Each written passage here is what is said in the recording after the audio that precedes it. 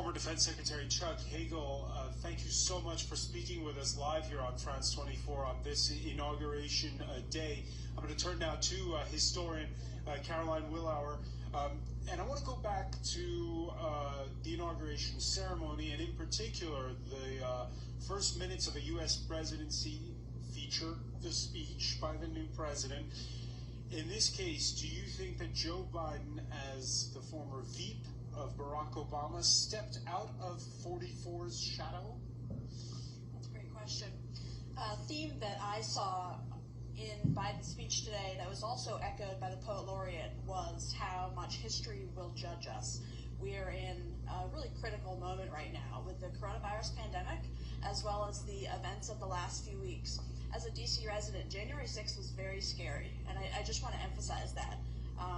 Democracy only stays around if we want it to, and so I think that it was really important that President Biden did say history will judge us. It's just a reminder that we're in such a critical moment, and everyone really needs to step up. It's not just the president, it's not just the vice president, it's all of us. And for me, that was what stood out. Where we're standing right now is where, and he referred several times to Abraham Lincoln, to the U.S. Civil War.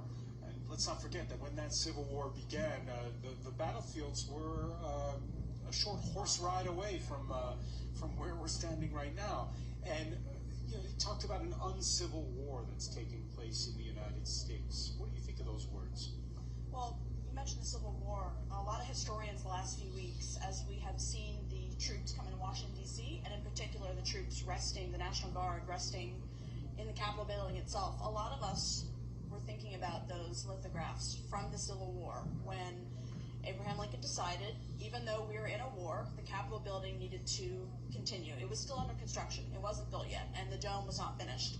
And he decided that it was such an important symbol of national unity that it remained under construction. But in order to do that, there needed to be a lot of troops there to protect it from the Confederacy. So those are the visuals that I have today, thinking about Capitol Hill, thinking about the Capitol building that we know today.